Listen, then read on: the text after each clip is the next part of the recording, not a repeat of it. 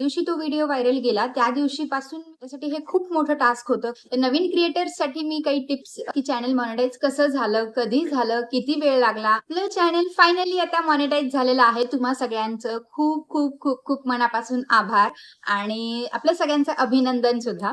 तर channel monetize होऊन काही दिवस झाले पण व्हिडिओ बनवायला जमलं नाही. तर आता या व्हिडिओमध्ये आपण बघणार आहोत की चॅनल मॉनिटाईज कसं झालं, कधी झालं, किती वेळ लागला आणि त्याचा क्रायटेरिया काय असतो, ह्या सगळ्या गोष्टी आपण या व्हिडिओमध्ये बघणार आहोत. जेव्हा चॅनल मॉनिटाईज झालं आणि ती ब्लू लाईन पूर्ण संपली 10 मिलियन वरती, त्या दिवशी मी खूप खूप खुश होते. आदल्या दिवशी 9.9 मिलियन होतं. असं वाटलं की अरे आता फक्त म्हणजे उद्याच्या दिवसापर्यंत झालंच पाहिजे. माझं एकदम कट टू कट म्हणजे बरोबर 3 महिन्यांना 2 ते 3 दिवस कमी असताना चॅनल मॉनिटाईज झालं होतं आणि मला खूप खूप हे वाटत होतं की जर आता म्हणजे 3 दिवस जर असेच गेले, ह्या 3 दिवसात जर 10 मिलियन पूर्ण नाही झाले तर माहिती नाही आता पुढचे किती दिवसांमध्ये होईल. कारण व्हायरल व्हिडिओ पासून बरोबर 3 महिन्यांचा मधला मी टाइम ठरवला होता. सगळ्यात पहिली गोष्ट, YouTube मॉनिटायझेशनचा क्रायटेरिया लक्षात घ्या. YouTube मॉनिटाईज करण्यासाठी 1000 सबस्क्रायबर्स आणि तुम्हाला लॉंग व्हिडिओसाठी जे आपण हॉरिझॉन्टल व्हिडिओ बनवतो त्याच्यासाठी 4000 वॉच टाइम पूर्ण केलं पाहिजे. म्हणजे 4000 तास लोकांनी तेवढा वेळ तुमचे सगळे व्हिडिओज मिळून बघितलं पाहिजे किंवा 10 मिलियन शॉर्ट्स व्हिडिओजला व्ह्यूज आले पाहिजेत. तर आता हा 4000 वॉच टाइम कसा कॅल्क्युलेट होतो, तर तुमचा सपोज 10 मिनिटाचा व्हिडिओ आहे, तर जर 2च मिनिटं बघितला तर तो 2च मिनिटं पकडला जातो. असा करून तुम्हाला 4000 वॉच टाइम मिळवायचा आहे आणि 1 वर्षामध्ये. तसं शॉर्ट्स व्हिडिओसाठी तुम्हाला 3 महिन्यामध्ये 1 कोटी व्ह्यूज आले पाहिजेत आणि ते सुद्धा तसंच कॅल्क्युलेट होतं. शॉर्ट्सला सुद्धा ॲव्हरेज टाइम वगैरे कॅल्क्युलेट होतो. तर माझं चॅनेल शॉर्ट्स व्हिडिओमुळे मॉनिटाईज झालेलं आहे. सगळ्यात पहिली गोष्ट तर आणि माझ्यासाठी हे खूप मोठं टास्क होतं कारण 3 महिन्यामध्ये 1 कोटी व्ह्यूज नेणं मला खरंच खूप मोठी गोष्ट होती. कारण फक्त एक व्हिडिओ व्हायरल गेला म्हणून काम होत नाही किंवा एक व्हिडिओ 1 मिलियन 2 मिलियनच्या वर गेला म्हणून ते काम होत नाही. ॲव्हरेज तुमच्या सगळ्या व्हिडिओजचं 2.5-3 लाखच्या पुढे पाहिजे तरच तुमचं चॅनल 3 महिन्यांमध्ये शॉर्ट्स व्हिडिओमुळे मॉनिटाईज होऊ शकतं. आणि तेही आठवड्यातून जर तुम्ही 3-4 व्हिडिओज मिनिमम टाकत असाल तर. तर मी हे सांगेन की 3 टाका किंवा 4 टाका. क्वांटिटीपेक्षा क्वालिटीकडे लक्ष द्या. व्हिडिओ चांगला असावा कारण जर तुमचे व्हिडिओज तुम्ही असंच की आता कन्सिस्टन्सी मेंटेन करायची म्हणून काहीही जर टाकत गेलात तर लोकांना जर ते नाही आवडले तर तुमच्या त्या एक व्हायरल गेलेल्या व्हिडिओचा तुम्हाला फायदा करून घेता येणार नाही. त्यामुळे क्वालिटीकडे लक्ष द्या आणि कन्सिस्टन्सी तर ठेवाच. आठवड्यातून जर तुम्हाला शॉर्ट्स वरून मॉनिटाईज करायचं असेल तर आठवड्यातून 3 ते 4 शॉर्ट्स तर गेलेच पाहिजे. त्याशिवाय तुम्हाला ते टास्क पूर्ण करणं खूप अवघड होऊन जातं. लॉंग व्हिडिओमुळे सुद्धा माझं चॅनल कदाचित मॉनिटाईज झालं असतं. कारण आयकियाचा जो व्हिडिओ होता तो 31,000 त्याला व्ह्यूज होते. जे आपल्याला YouTube स्टुडिओमध्ये अर्न सेक्शनमध्ये दिसतं ना, तर लॉंग व्हिडिओसाठी मला 2,500 वॉच टाइम मिळाला होता. तर मला तो अर्धाच पूर्ण करायचा होता आणि मला वाटतं मोस्टली माझा तो आयकियाच्या व्हिडिओमुळे झाला होता. आणि शॉर्ट्ससाठी तर मी कन्सिस्टंटली काम करत होते कारण माझ्या डोक्यात ते होतंच की मला 3 महिन्याच्या आत काहीही करून माझं चॅनल मॉनिटाईज करायचंय. आणि जर म्हणजे मी एक गोष्ट लक्षात घ्या, जर तुम्ही शॉर्ट्समुळे करत असाल ना, तर तुमचा असा एक शॉर्ट जो व्हायरल गेलाय, जसा माझा तो विठ्ठलवाड्याचा व्हिडिओ व्हायरल गेला होता. त्याला मला 3 मिलियन व्ह्यूज होते. पण फक्त तो एक व्हिडिओ काम करत नाही. तर ज्या दिवशी तो व्हिडिओ व्हायरल गेला त्या दिवशीपासून मी ठरवलं की म्हणजे मी ती डेट लक्षात ठेवली होती 22 जानेवारी. तर 22 जानेवारीपासून 3 महिन्यांच्या मध्ये मला 2 ते 3 व्हिडिओज तरी व्हायरल जावेच लागतील. त्याच्याशिवाय काम होणार नाही. कारण जर 22, 23, 24 तारीख निघून गेली असती तर माझे ते एकदम 2 मिलियन व्ह्यूज कमी झाले असते आणि अजून मला पुढे किती दिवस लागले असते माहिती नाही. त्यामुळे जेव्हा तुमचा व्हिडिओ व्हायरल गेला एखादा तर त्याच्यानंतर तुम्ही कन्सिस्टंटली म्हणजे असं करा की तुम्हाला महिन्यामध्ये एक तरी तुमचा व्हिडिओ 1-2 मिलियनच्या प्लस गेलाच पाहिजे. आणि माझे तसे 3 महिन्यामध्ये 3 व्हिडिओज 2 मिलियन प्लस आहेत.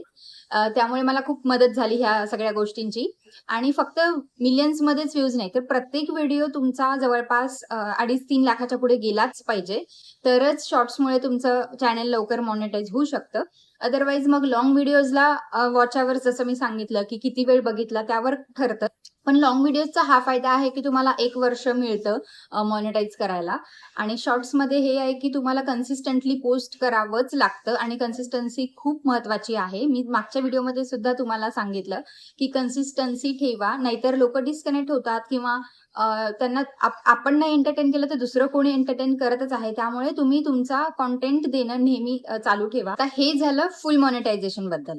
तर फुल मॉनिटाईज झाल्याच्या नंतर आपल्याला YouTube कसं पैसे देतं किंवा काय करतं हे तर आपण पुढे बघूच. पण हाफ मॉनिटायझेशन सुद्धा असतं, ज्यामध्ये 500 सबस्क्रायबर्स, 3 मिलियन शॉर्ट्सचे व्ह्यूज किंवा 3000 वॉच टाइम लॉंग व्हिडिओजला असा त्याचा क्रायटेरिया असतो. पण त्याच्यामध्ये तुम्हाला YouTube पैसे देत नाही किंवा ऍड्सचे पैसे तुम्हाला जनरेट होत नाहीत तिथून. तुम्हाला पैसे कसे मिळतात तर फॅन फंडिंग म्हणून असतं, जे की तुम्ही लोकांनी तुमची मेंबरशिप घेतली तर लोकांनी तुम्हाला जॉईन केलं तर त्याचे पैसे तुम्हाला मिळतात. आणि खरं सांगायचं तर असं कोणी करत नाही, बिगिनर्स सोबत तर असं कोणी करत नाही, म्हणजे कुणीच पैसे देऊन आपली मेंबरशिप घेत नाही युजली. जे जवळचे असतील, नातेवाईक असतील तर तेच काही फार घेत असतील. पण ह्यामुळे काही पैसे जनरेट होत नाहीत. हा, पण तुम्हाला जेव्हा प्रोडक्ट टॅग करण्याचं तुम्ही जेव्हा एलिजिबल होता तर त्याच्यामधून तुमची अर्निंग होऊ शकते.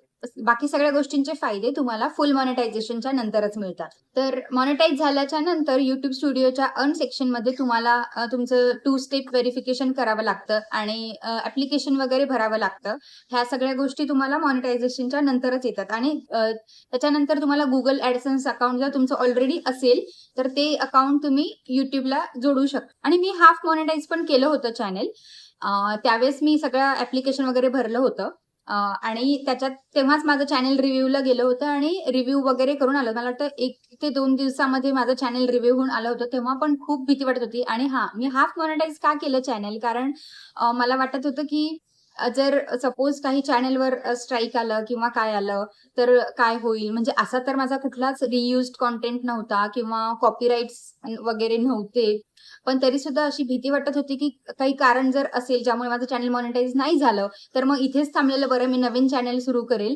कारण जर मी पूर्ण हाफ मॉनिटाईज 500 सबस्क्रायबर्स नंतरचं जे 3 मिलियन व्ह्यूज नंतर मी एलिजिबल झाले होते हाफ मॉनिटायझेशनसाठी, तेव्हा जर नसतं केलं तर असं वाटलं असतं की 10 मिलियन करून पण माझं चॅनल मॉनिटाईज नाही झालं, तर ही मी आधीच काळजी घ्यायला हवी होती. तर त्यामुळे मी हाफ मॉनिटायझेशनच्या वेळेसच ऍप्लिकेशन वगैरे केलं होतं आणि रिव्ह्यू होऊन पण आलं होतं माझं चॅनल. आणि रिव्ह्यू झाल्याच्या नंतर मी बिनधास्त होते की आता मला फक्त व्ह्यूज वरती लक्ष द्यायचंय आणि व्ह्यूज पूर्ण करायचे 10 मिलियन. तर अशी सगळी माझी मॉनिटायझेशनची स्टोरी होती. तर नवीन क्रिएटर्ससाठी मी काही टिप्स देईल की पहिली गोष्ट तर तुम्ही तुमच्या टॉपिक वरती स्टिक राहा.